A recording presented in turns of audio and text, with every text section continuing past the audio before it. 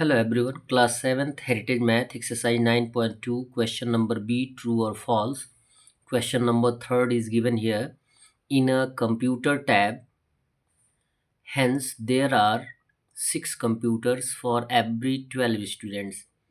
एक computer tab में 12 students, प्रत्येक 12 स्टूडेंट्स के लिए 6 कंप्यूटर्स यूज़ किए जाते हैं. So the number of computer needed for 1200 students, यदि 1200 स्टूडेंट्स हैं तो उनके लिए 600 कंप्यूटर्स की आवश्यकता होगी. यदि 12 स्टूडेंट्स के लिए 6 कंप्यूटर की आवश्यकता है तो 1200 स्टूडेंट्स के लिए 600 कंप्यूटर की आवश्यकता होगी. क्या ये क्वेश्चन और आंसर जो दिया गया है वो सही है? इसको सेटिस्फाई करने के लिए आपको क्या फाइंड आउट करना पड़ेगा? RHS और LHS इक्वल फाइंड आउट करना पड़ेगा. चलते हैं क्वेश्चन पे. एज ए सॉल्यूशन तो हमारे पास दो टर्म दिए गए हैं, कंप्यूटर और स्टूडेंट्स. तो दो टर्म हम फाइंड आउट कर लेंगे. लिख लेंगे एक पार्ट में कंप्यूटर्स और सेकंड पार्ट में लिख लेंगे स्टूडेंट्स. कंप्यूटर कितने की आवश्यकता है? फर्स्ट में दिया गया है 6 और सेकंड में नंबर ऑफ कंप्यूटर्स कितने दिए गए हैं? 600. सीधी सी बात, 600 ज़्यादा है तो डाउन साइड एरो का सिंबल आएगा.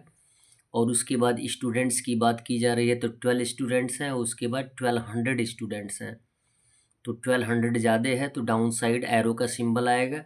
इसको as a rational number, as a fraction हम लिख लेंगे 6/600 इक्वल 12/1200. रेशियो की बात करिए, रेशियो को हम फ्रैक्शन में लिख सकते हैं.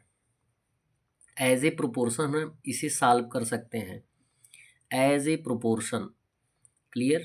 अब क्रॉस मल्टीप्लाई कर देंगे तो 6 इंटू 1200 इक्वल हो जाएगा 12 इंटू 600. मल्टीप्लाई कर देंगे 12 6 7200 इक्वल हो जाएगा 12 6 7200. It means here LHS and RHS is equal. So our answer is true. तो इसको हम क्या लिख देंगे? ट्रू. क्वेश्चन नंबर 4 दिया गया है.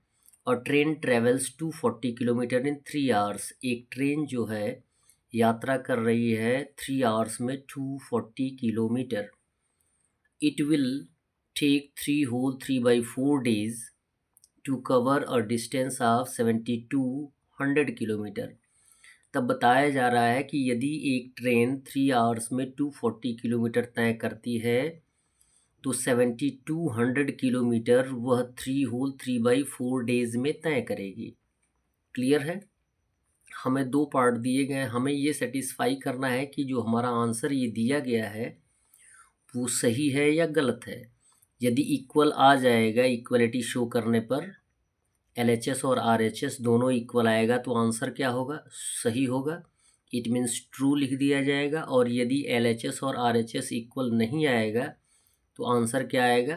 फॉल्स आएगा. क्लियर है? इसमें दो टर्म दिए गए हैं, distance covered by the train and the time.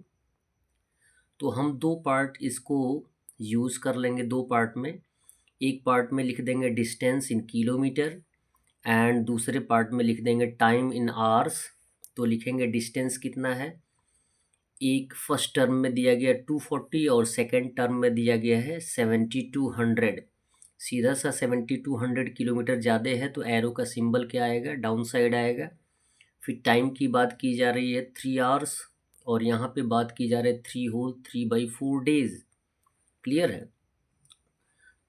अब यहाँ पे डेज को हम किस में कन्वर्ट करेंगे? आवर्स में कन्वर्ट करेंगे. डेज को आवर्स में कन्वर्ट कैसे करते हैं आप यहाँ पे देख लीजिए. इफ़ 1 डे इक्वल कितना होता है? 24 hours. It means 3 whole number days है तो 3 डेज इक्वल हो जाएगा 3 इंटू 24. इट मीन्स हो जाएगा 72 आवर्स. ये तो 72 आवर्स केवल 3 डेज का आया है. अभी आपको 3/4 भी फाइंड आउट करना है.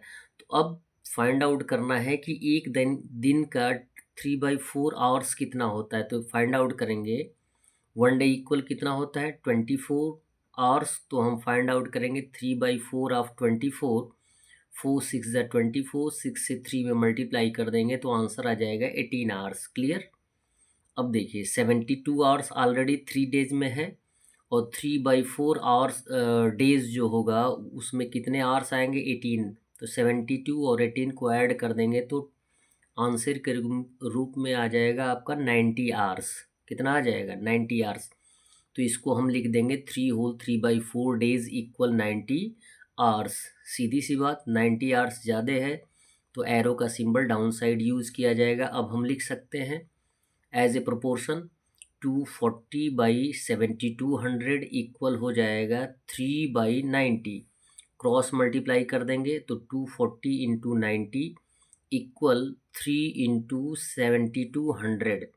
अब मल्टीप्लाई करके देखें, मल्टीप्लाई करेंगे तो 0 0 0 0 आ जाएगा। फिर 9 4 जा 36, कैरी 3, 9 2 जा 18 प्लस 3 21।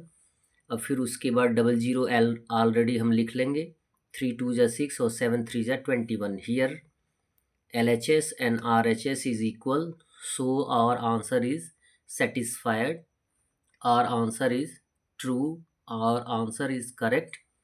so हम इस आंसर को लिख देंगे ट्रू। That's all.